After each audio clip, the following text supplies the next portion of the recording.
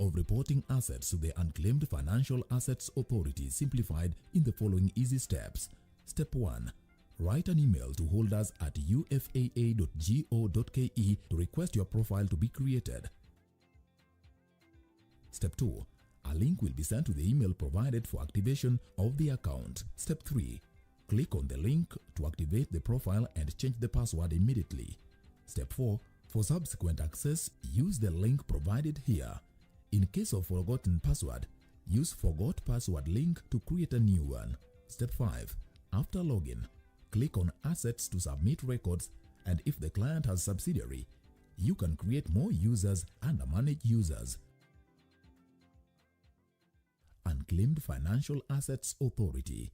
Receive, safeguard, reunite. And we are very thankful because Equity Bank allowed us a moratorium of 2 years, and this has really sustained Optiven as an organization. Next on. Since you got married by joint tenancy, we have to dissolve the marital partnership.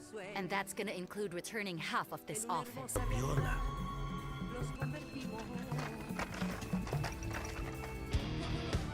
Long live Equity, we value Equity Bank.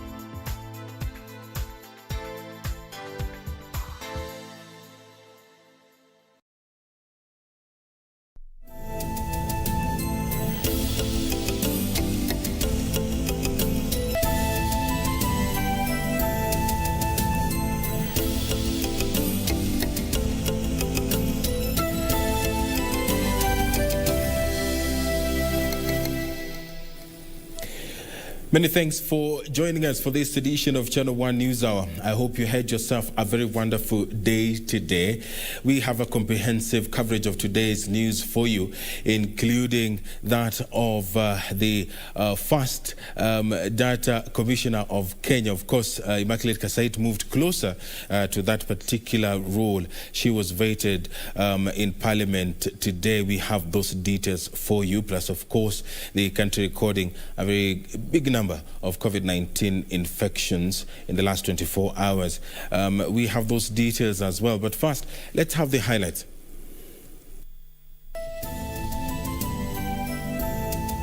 President Uhuru Kenyatta convenes a top-level meeting to re-examine Kenya's response to COVID-19 as the virus threatens to spiral out of control. It's time for electoral reforms as the Independent Election Boundaries Commission Amendment Bill is enacted. And a section of healthcare workers to down tools beginning midnight, accusing the state of reneging on a collective bargaining agreement.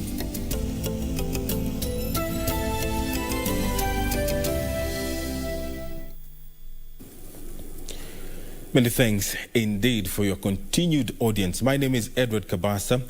Lance Odingo is our sign language interpreter tonight. President Uhuru Kenyatta has convened an extraordinary session of the national and county governments coordinating summit on COVID-19 on a day Kenya recorded a whopping 1,018 new coronavirus cases from 6,649 samples tested. A statement from the State House says the meeting to be held on 4th of November next week is in light of the resurgence of the pandemic and the need for the nation to ensure the gains so far made are not lost in the fight against the coronavirus pandemic. During the last 24 hours, the country lost 16 patients.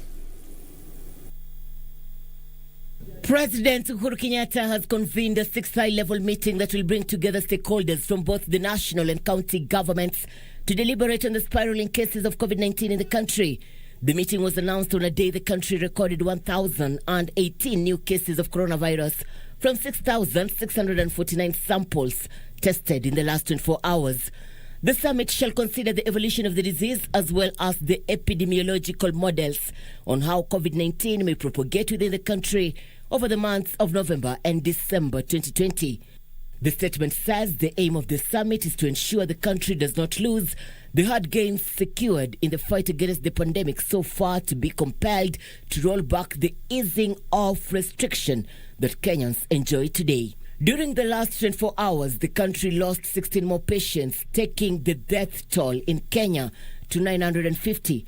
Among the new cases include a 9-month-old baby and 96-year-old individual, and the total number of confirmed cases in the country cumulatively stand at 51,851. This from 672,771 samples tested so far.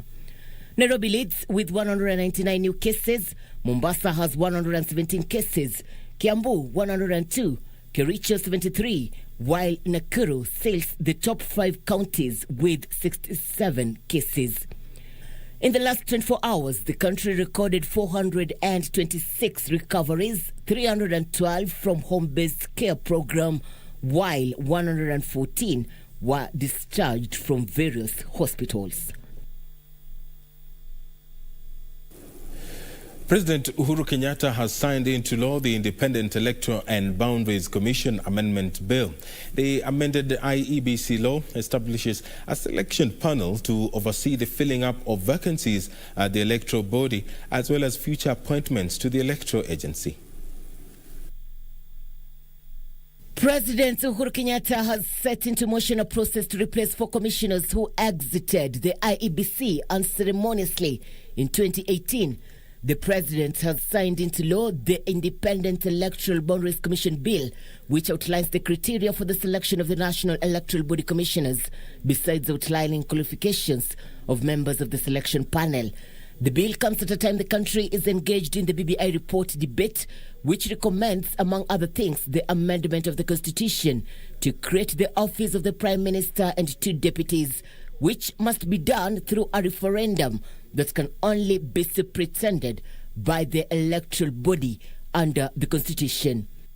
The BBI report, among other areas, is also proposing to amend Article 88 on the Independent Electoral and Boundaries Commission to bar persons who have, within 5 years preceded an election, held office or stood for election as president, deputy president, county governor, or a member of parliament from being members of the commission. The amendment also specifies the membership of the commission in the constitution to include 4 members to represent political parties. Currently, the electoral body has only 3 serving commissioners, including its chairman, Wafula Chebukati. The Kriegler report on the 2017 post-election violence had explicitly recommended that the electoral body should be duly constituted with substantive commissioners who should be in office 18 months to a general election to deliver a credible vote. As per the current constitution, Kenya is only 22 months away to the 2022 general election. The Kenya Union of Clinical Officers, Kenya National Union of Nurses, and the Kenya National Union of Laboratory Officers are threatening to down tools beginning midnight Wednesday. The 3 unions claim they have decided to take the drastic action after the government gave them the cold shoulder. They allege that since May this year, they have been patiently trying to engage the government to honor a signed collective bargaining agreement, but to no avail. Solidarity forever. Solidarity forever. A section of medics have been shelving plans to down tools, banking on a promise by government to fast-track promotions and other demands contained in the collective bargaining agreement signed in May this year. And the most unfortunate thing is that we have been played in the past several times, and we will not accept to be played again. However, speaking at a joint press briefing, the Kenya Union of Clinical Officers, Kenya National Union of Nurses, and the Kenya National of Laboratory Officers say they are tired of waiting and will keep off work beginning midnight Wednesday. All the ports of entry, all the seaports, we are going to withdraw our services. This time hakuna tutarudi wakati tunapewa promotion na designation letters. Hatupendi strike. Hakuna mtu anataka mwananchi wa kawaida akiteseka pale hospitalini. Please, to address tuite, hata tungependa kukaa na wewe hata kama ni State House. Sisi tutakuja na mask ile N95 au utapata COVID.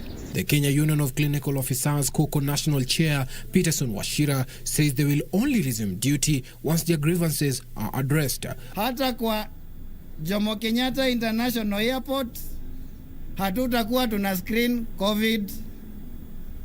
Kwa ports of entry zote na results zenye zinatolewa kwa National Public Health Labs, kutoka kesho mkisikia mjue ni uongo, kwa sababu hatutakuwa tunapima. All health cadres that are working under the Ministry of Health, that is Afya House, we are going to down our tools until they promote us and redesignate us. This has been an historical injustice. They have been unfair to us. We've tried all we could, having a discussion to see that they have promoted our members. But it has become a cat and mouse game. All public health centers in the country will be greatly affected if the medical workers make good their threat, including all port health facilities. Education Cabinet Secretary Professor George Magoha is putting on notice school heads who are recalling learners other than those directed by the Ministry of Education. And as Wycliffe Okech reports, Professor Magoha says action will be taken against schools found to be contravening the government's directive, which only allowed grade 4, class 8 and Form 4 learners back in schools in the phased reopening of learning institutions.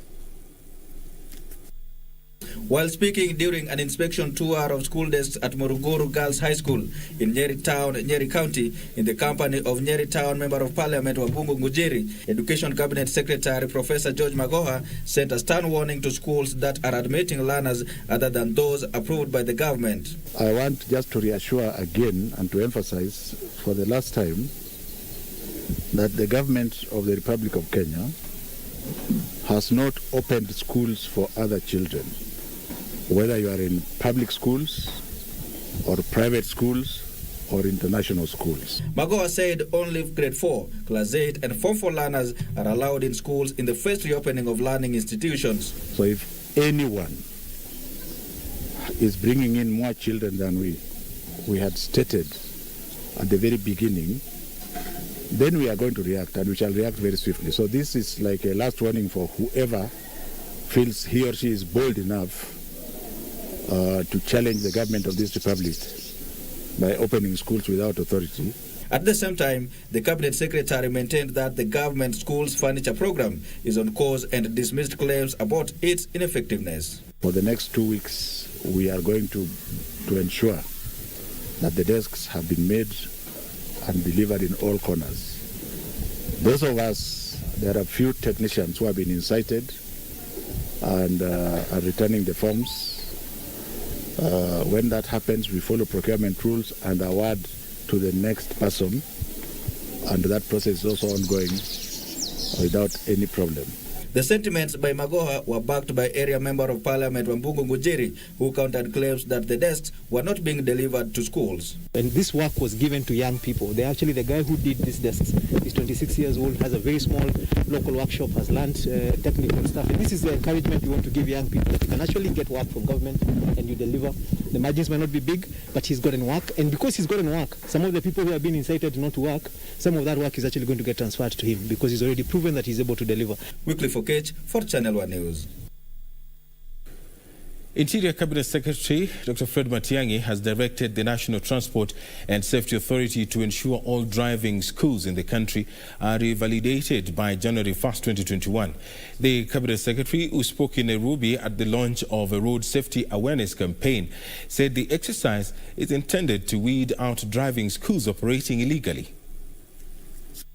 In a move aimed at assessing compliance with the traffic rules, All driving schools across the country have until the 1st of January next year to have their licenses revalidated by the National Transport Authority, NTSA. According to Interior Cabinet Secretary Dr. Fred Matiang'i, the initiative will boost efforts to promote road safety in the country amid alarming statistics of accidents.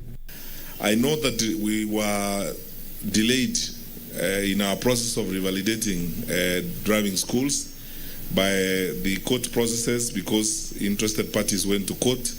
But Director General, we must complete the revalidation of driving schools by 1st of January 2021, which means that we now must all move towards the new standards of service provision as it were, and as we agreed amongst ourselves. That plus the automation and the kicking in of a Huduma number is going to be a total transformation in service provision. Latest data from NTSA shows 2,689 people have lost their lives between January 1st and September 30th, 2020, an increase of 1.3% compared to the same period last year, where 2,655 lives were lost. When people tell you the truth about what you need to do to remain alive, that is the information you should take positively, not negatively, and say, we are victimizing border. We are not victimizing them. They're our children. They're our brothers and sisters, and we want them alive. And we are not politicians who don't care about them or who care about their vote. Even if they die immediately after they have voted for us, it doesn't matter.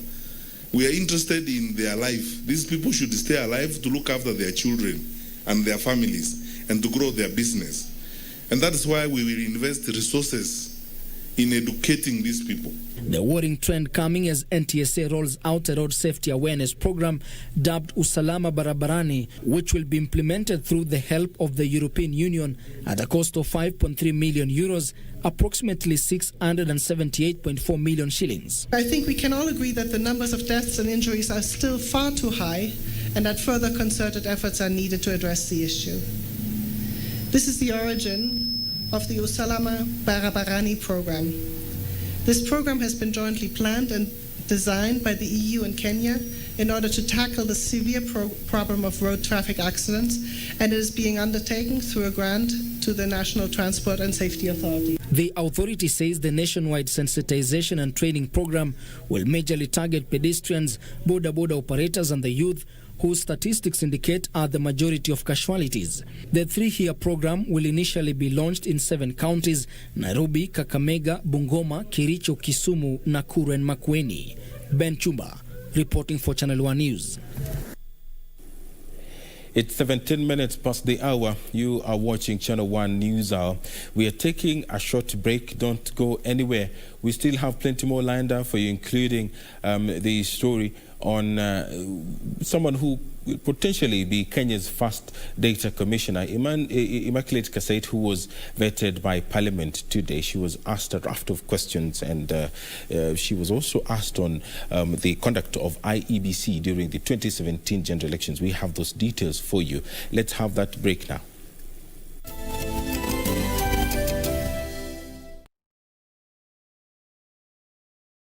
Mimi ni mwanabiashara, niko na club inaitwa Miami Garden Resorts na iko located Matu. Tulipokuja tukajenga tukafikia almost finishing. Equity walituongelesha wakatuambia investment mmeweka hapa, tunaweza taka pia tukue partners na nyinyi. Wakatupatia boost. 2019 ndio tulifungua sasa. Miami ilikuwa ndio talk of the Matu. After ile support ya Equity ilibidi tu kustwangu sana. Kutoka mwezi wa pili, before hiyo mwezi ishe, mwezi wa 3 hivi, corona pia tukaanza kujiuliza sasa, hapa tuko na Equity, tuko na staff. Before tujue ya kufanya, wakakuja tena wakatupatia hiyo hope ya kwamba imesimama hapo kutushikilia. Mwanzo walikuja wakasema tu apply tupewe 3 months bila kulipa. Wakatuambia sio limit, in case ikifika huko na kuja change we can still extend. Si kama kuna bank nyingine ningeenda ingefikiria vile hiyo walifikiria.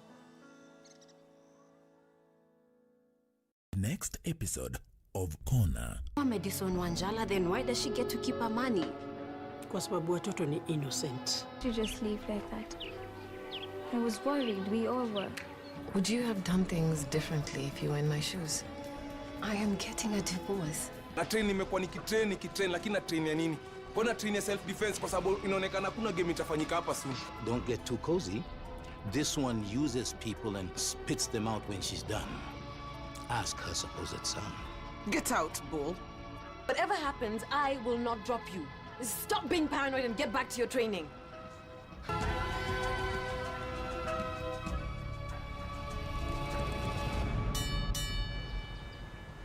Wimboni naimba sio wimboni maombi. Nikiomba Mwenyezi Mungu. Wamefanya serikali yetu ama Kenya country yetu kujulikana kama sports people. Mashujaa watu wamefanya mambo tofauti. I celebrate all of them. All of them, they have done the nation or the community.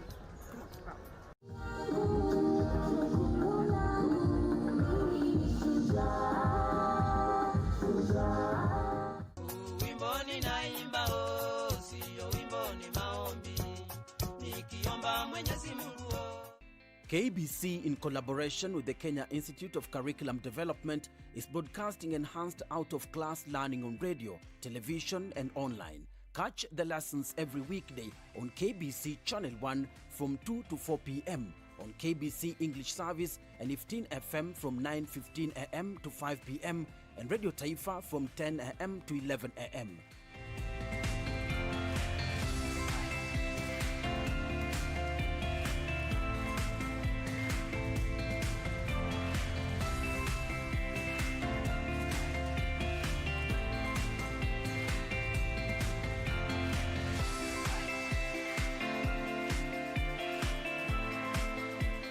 KBC English Service, Radio Taifa, and 15 FM are also available countrywide on the free-to-air Signet digital TV platform, or log on to www.kbc.co.ke for live streaming, or download the KBC Online app on Google Play Store. Kenya Broadcasting Corporation, ensuring learning no matter what.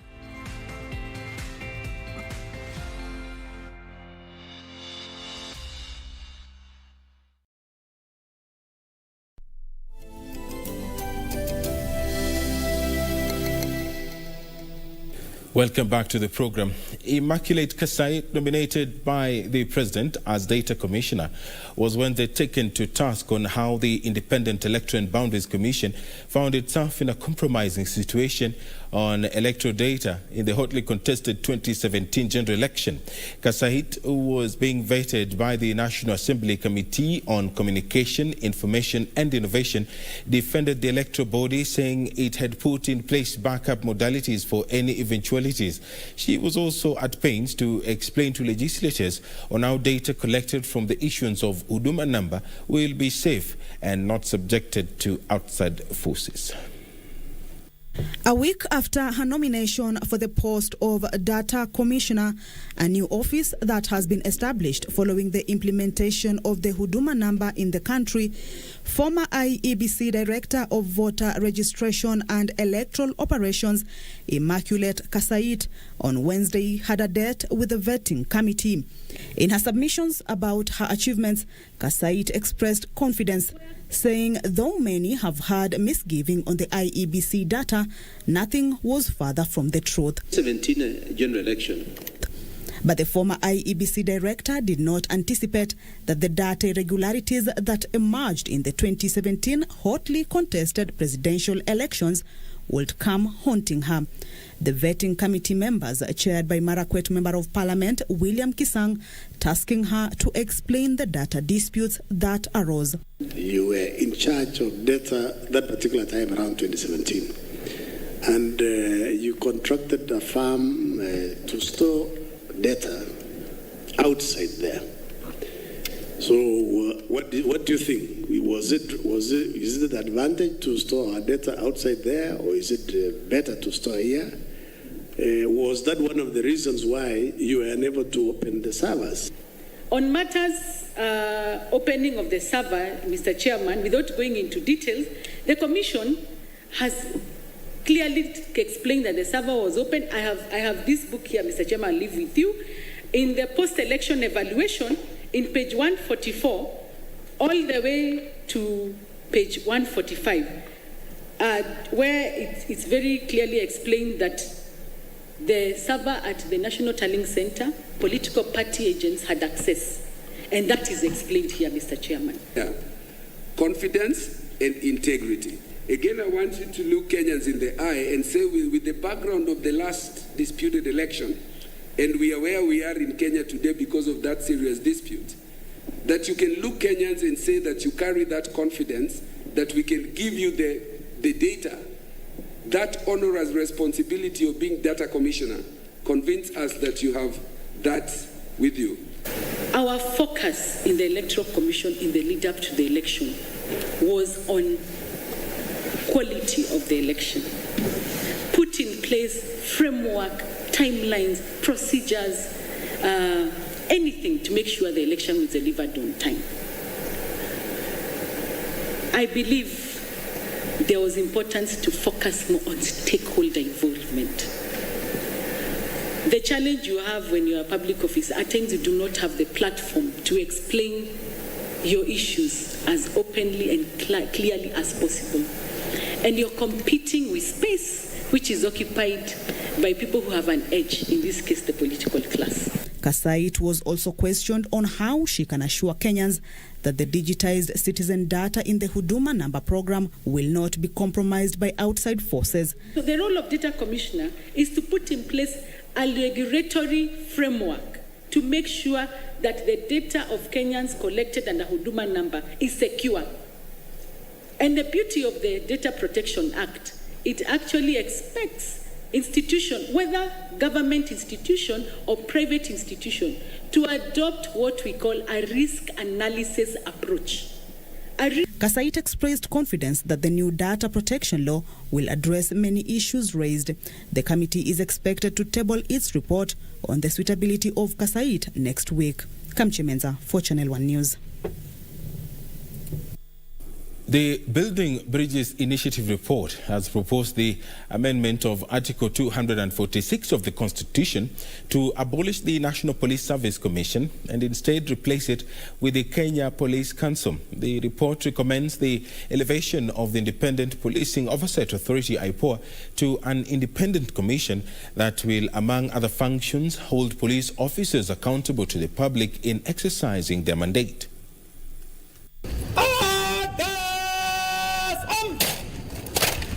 Under the BBI report, the Kenya Police Council will be chaired by the Cabinet Secretary responsible for internal security and consist of the Inspector General of the National Police Service, 2 senior members of the National Police Service units, and the Principal Secretary in the Ministry responsible for internal security. The 2 senior members of the National Police Service units will be appointed by the President. The Council will be responsible for overall policy, control and supervision of the National Police Service and also perform any other function prescribed by the national legislation. The BBI proposes that the Inspector General of Police will execute an independent command over the service, determine police transfers, recommend officers for promotion, and discipline errant officers. In a move aimed at holding the police officers accountable to the public in their functions, the BBI report wants the Independent Policing Oversight Authority to be elevated to an independent commission. Further, the BBI collapses the Kenya Police and Administration Police into the National Police Service under the command of the Inspector General. All those holding offices currently in IPOA will transit to the new outfit for the remainder of their term. Ben Chumba, reporting for Channel 1 News. A section of political leaders from minority communities has poked holes onto the Building Bridges Initiative report, claiming it does not capture their concerns. The leaders vowing to rally their followers to shoot down the referendum bill if a consensus will not be reached to accommodate their views. This even as a section of leaders is pleading for a committee to mediate the contentious issues for the country to pull in one direction. A section of legislators from minority communities have taken issue with the BBI report, claiming their views were never captured by the report. Alisema alisikia maoni ya wasabot akasikia maoni ya Wakuria, akasikia maoni ya Wateso jamii ndogo. Lakini cha kushangaza ni kwamba hatujaona hiyo maoni yetu ikiwa imeingizwa ndani ya katiba. Tupewe forum mwingine because zile maoni zilichukuliwa, sasa kwa hii kitu imefunguliwa, tumesoma kutoka mwanzo mpaka mwisho. Mimi tangu juzi hiyo ndio kazi nilikuwa nafanya. Sijaona hata laini moja tu inasema kuhusu Kuria, inasema kuhusu Saboti, inasema kuhusu Wateso, sijaona.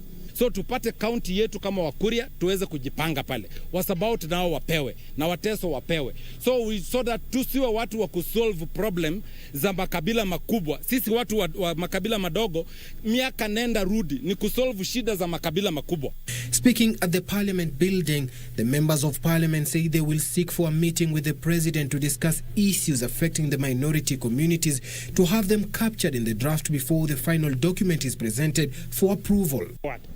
Tulisema tunataka a non-contested referendum. If it is going to be non-contested referendum, what we are asking the President and the Prime Minister ni kwamba wa create forum ambayo mambo yetu kama Wasabot inaweza kujadiliwa na kuwekwa ndani ili sisi pia turidhike hii jambo lisiwe contested. Sasa maneno ya kuzungumza na task forces yamekwisha. Tunataka tuwe na forum ya pili sasa ambaye sasa inaenda kuactualize maneno yetu. Inaonekana maneno ya Wasabot, maneno ya Wakuria na maneno ya Wateso na majamii zingine ndogo inazama tu hapa katikati. So wale ambao wanaanza kumislead wa Kenya kwamba imeisha, tunaenda referendum. Musitutishe, atuende saa hii referendum, bado tunafuatilia kuangalia kwamba masilahi ya kila moja imewekwa katika BBI. In Machakos County, Assembly members now saying there is need for a national dialogue where Kenyans will have an opportunity to give their opinion on the raft of proposals made by the steering committee. Kama kuna mahali tunahitajika kurekebisha, turekebishe. Na jambo lile ningeweza niombe ile kamati kuu ile inahusika na hii BBI ni kwamba yale maoni wananchi watatoa wasifunge milango. Tuhakikishe ya kwamba kama viongozi tumejihusisha sana kwa national dialogue. Ni vizuri sana kabla tujitokeze kwa wananchi tuonekane ya kwamba tunaongea lugha moja. Kikundi kidogo tujadiliane vile vipengele vyenye shida, tukubaliane, tukuwe na kile Kiingereza wanaita consensus, ndo tupelekee wananchi jambo ambalo limeiva. Sentiments which were echoed by Area Governor Alfred Mutua, who wants all matters in the report that have elicited dissent to be resolved before the proposed amendments to the Constitution can be subjected to a national plebiscite. Tukienda mvutano, huyu ameshindwa, huyu ameshinda, basi tuko kwa miaka miwili ambayo inabakia tupige kura ya 2022, kutakuwa na shida katika nchi yetu ya Kenya.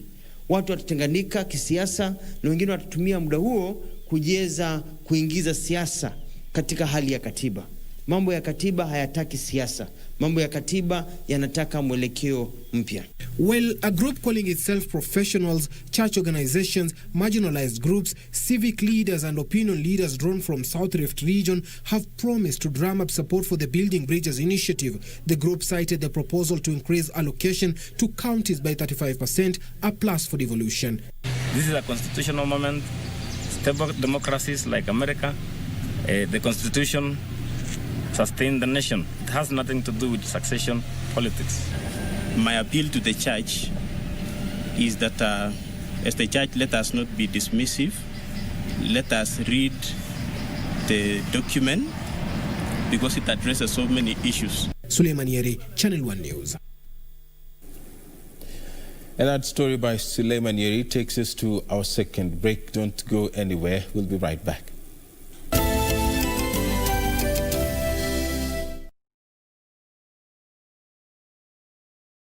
The procedure of reporting assets to the Unclaimed Financial Assets Authority simplified in the following easy steps. Step 1. Write an email to holders at ufaa.go.ke to request your profile to be created. Step 2. A link will be sent to the email provided for activation of the account. Step 3. Click on the link to activate the profile and change the password immediately. Step 4. For subsequent access, use the link provided here. In case of forgotten password, use Forgot Password link to create a new one. Step 5. After login, click on Assets to submit records, and if the client has subsidiary, you can create more users and manage users. Unclaimed Financial Assets Authority. Receive, safeguard, reunite. Next on. Your brother deals drugs. Wake up. You even saw him use. Dad framed him. Find the killer and you're a free bird. I don't take threats from toddlers, Tiff. Dig deeper. That is if you want your child back out of the children's home. You need money. I can pay you. You're your mother's daughter. When Nancy, I'm not tofauti. Najua nafanyia Nancy kazi. Si hata unamfanyia kazi. Ni mse mzuri. Wacha niseme si kabaya. Ni kama anafanya kazi na Nancy.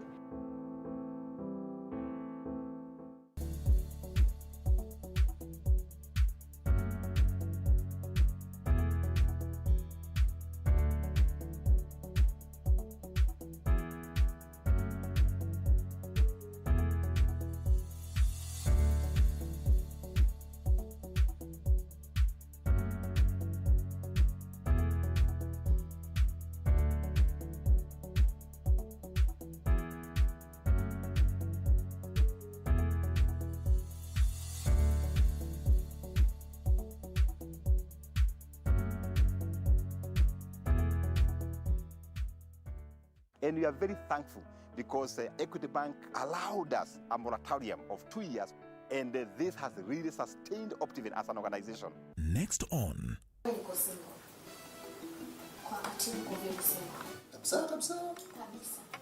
Wewe walipa chupa gani wewe? Si wanaishi. Gani? Hiyo anaishi. Wewe bwana anasema alipa nyumba nyingine pana. Kile chumba mimi nampa free. Mafala sana ni. Long live Equity, we value Equity Bank.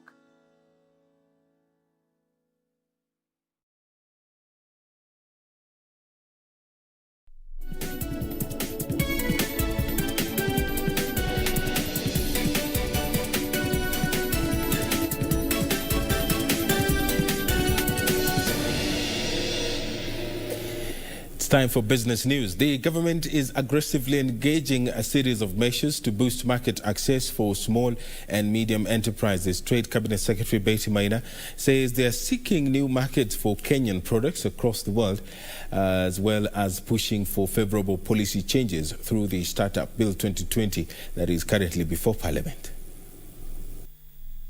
Limited market access has been a challenge to micro, small and medium enterprises. Cognizant of this, the Trade Ministry says it is aggressively seeking new markets for Kenyan products in order to grow the small businesses. We expect to have fast trading under Continental Free Trade Area from the 1st of January 2021. And in our estimation and our studies, Kenya is one of those countries that stands to benefit a lot from this continental market. The Startup Bill 2020 that is currently before Parliament seeks to provide small businesses linkages to financial institutions, private sector and research institutions. If enacted into law in its current form, the bill backs the linkages to be instrumental in securing funding for SMEs as well as information access. Many of these enterprises do not have facilities at home or do not have facilities or do not have resources to be able to put up their own warehouses, and therefore the possibilities and the promise of incubation in a facility such as ARP will enable us to enlist more businesses. Maina was speaking in Kiambu County during the launch of Africa Logistics Properties Warehousing Facility, targeting to support value chains, especially for small businesses. Betty Kiptum, Channel 1 Business. Farmers will start receiving in advance cash of up to 50% of their farm produce as the government rolls out the warehouse receipting system. To facilitate the payment system, Agriculture Principal Secretary Professor Hamadi Boga says 5 warehouses have been licensed to carry out the receipting system, with refurbishing of national cereals and produce board facilities ongoing to increase capacity. 6 top-tier banks have agreed to participate in the warehouse receipt system that will see farmers access credit based on their yet-to-be-purchased farm produce that is stored in licensed warehouses.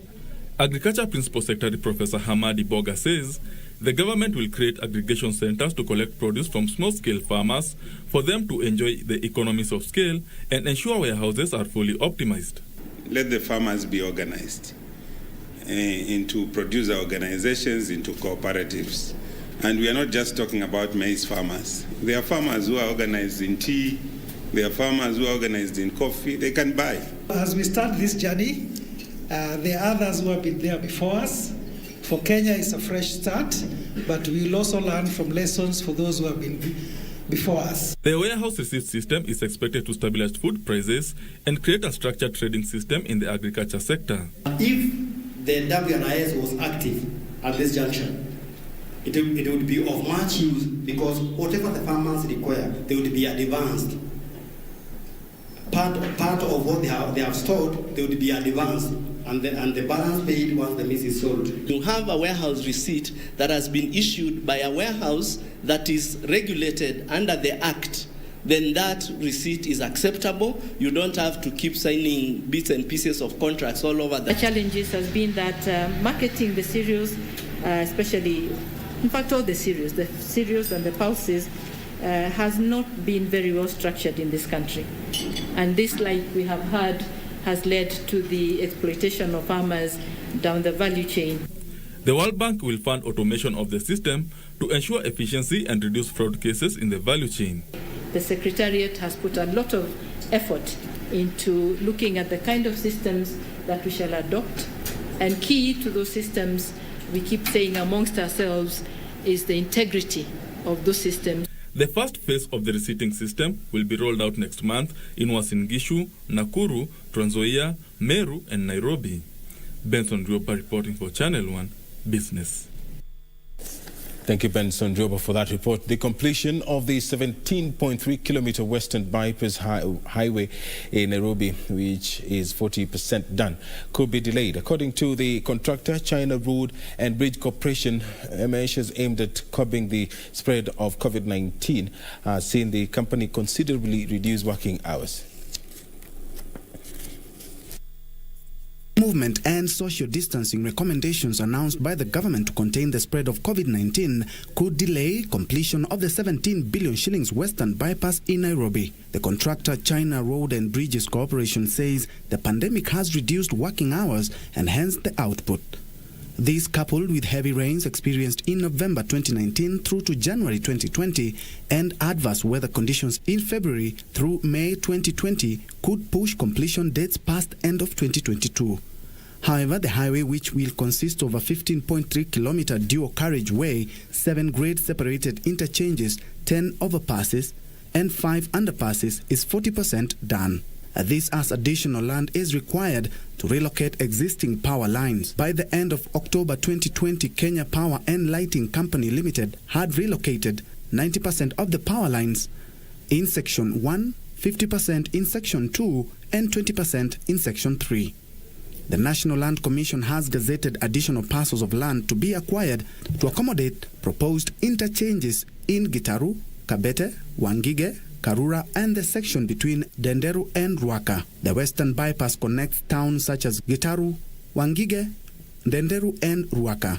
The Western Bypass Road is set to complete the 4 ring roads in the Nairobi Road Network Master Plan.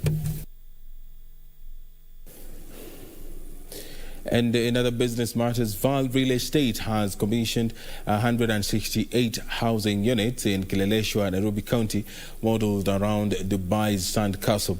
The firm's marketing manager, Laura Salzman, is exuding confidence that despite the disruptions caused by COVID-19, they would complete the construction of 3 other housing projects in Nairobi. Here are the details of this and other stories in our corporate briefs. Confirmation of the first coronavirus case in Kenya in March affected the housing industry as social distancing measures and uncertainties about the virus had funding for projects. Despite this, Val Real Estate Firm has commissioned a new housing project in Kileleshwa, Nairobi County, adding 168 housing units. I feel that we have brought a new product in terms of the floor plans, in terms of the quality and the designs. Yes, I think you can maybe see we have always a theme in our projects. Now here in Moon Valley is Dubai-style apartments. Speaking during the handing over ceremony of Moon Valley Apartments in Kileleshwa, officials said 3 other projects are likely to be commissioned next year. We've got Divine Suites ready in July next year, furnished and service apartments. We've got Elite Towers in Westlands, which is ready early of 2022. And we've got Wilma Towers in Kilimani, which is a 1, 2 and 3 bedroom ready in early 2023. Meanwhile, Toyota Kenya has relaunched the Toyota Starlet, which was discontinued in the 1990s. The 1.4-litre petrol engine is being relaunched at a time when the demand for the 1000cc to 1600cc vehicles is on the rise, with many people looking for affordable and convenient vehicles for everyday use. The car comes full of personality. It sits wider, has an extended wheelbase that makes it more suitable, and aggressive. It's got an aggressive stance. Finally, digital lenders are urging policymakers to emulate regulation standards such as those in the US and the UK, as financial technology continues to witness massive growth in recent years. According to Zenka Finance Chief Executive Duncan Mutanya, Kenya stands to reap from the growth of fintechs despite challenges such as consumer protection, innovation and competition that the industry faces. In a statement, Mutanya said, while there is an expectation for the industry to become even more professional and evolve past its startup phase, we need to learn several lessons from different developed countries, pick and adopt international best practices that will support growth of digital lending and bolster financial inclusion over the next phase of growth. Mutanya believes a competitive lending market could lower the cost of scoring and disbursing loans.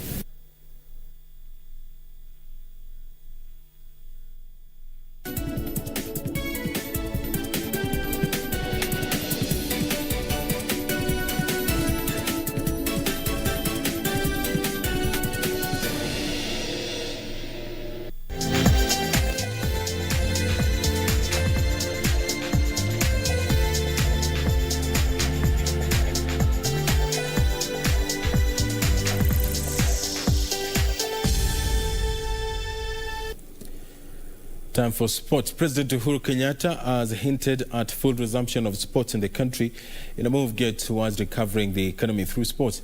President Kenyatta said sporting activities play a crucial role in development of the economy as he officially launched the construction of the Ulinzi Sports Complex and Wellness Center at Lang'ata Barracks in Nairobi. Kuzindua ujenzi rasmi wa uga wa michezo. President Uhuru Kenyatta has reiterated his government will continue recognizing, appreciating and nurturing talent in a move aimed at promoting sports within the country. Accompanied by Defense Cabinet Secretary Monica Juma, the president officially launched the Ulinzi Sports Complex that will have a football pitch, basketball and tennis courts, a swimming pool and an indoor gymnasium. The facility will be located on 35 acres of land divided into 5 sections. The first section will have a football pitch, a basketball court, tennis court, and a training ground for track and field athletes. But what is also more exciting is the integration of the Wellness Center with the proposed Ulinzi Sports Complex. This indeed is a manifestation of your obligation and zeal to develop proactive solutions that enhance the welfare of the military fraternity and by extension the larger Kenyan community.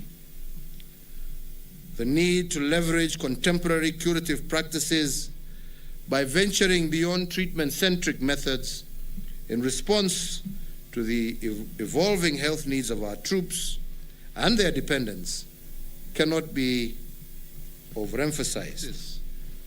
The proposed sports complex will also contribute to the enhancement of existing national sports infrastructure.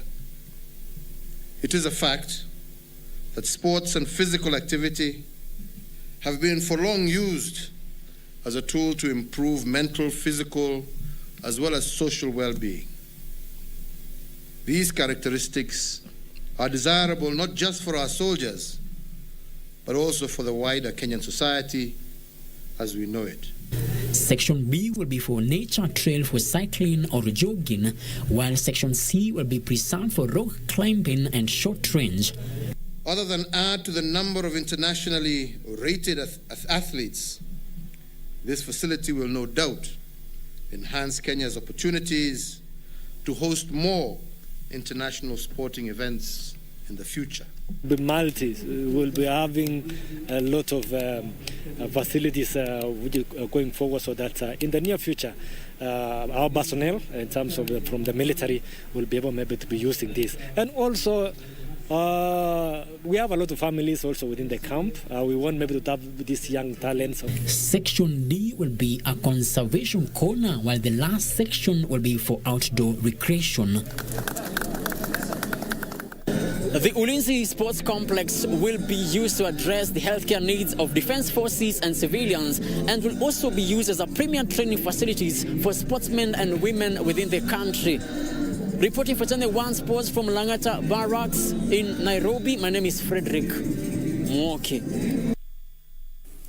And in other matters, Elwak youth have organized a soccer competition between Mandera youth and their Somalia counterparts in a bid to foster peace and stability along the Kenya-Somali border. Area youth leader Issa Mohammed said they decided to organize a football competition to engage neighboring Somalia in peaceful coexistence. Issa said the region has had several terror incidents and that youth in Kenya are committed to ending the vice. Mandera's Central Assistant Commissioner Solomon Joshua welcomed the football tournament, saying it will assist in building peace in the region.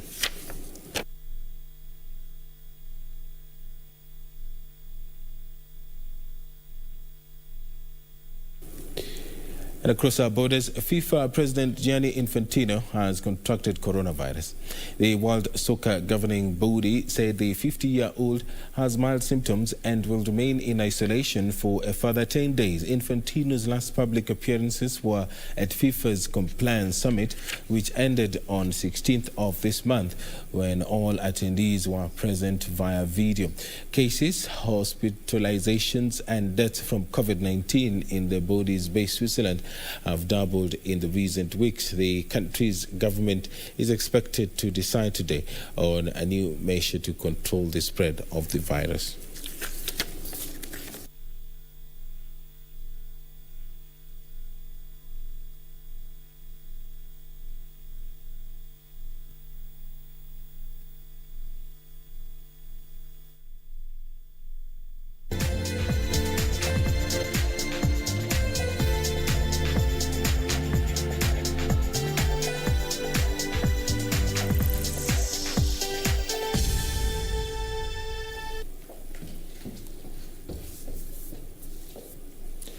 That does it for us for this edition of Channel 1 News Hour. We do thank you very much for keeping us company throughout the bulletin. I do invite you to follow us on Twitter for breaking news at KBC Channel 1. Up next is the weather forecast with Irene Muchuma Odem. My name is Edward Kabasa. Lance Odingo has been handling the sign language interpretation for us tonight.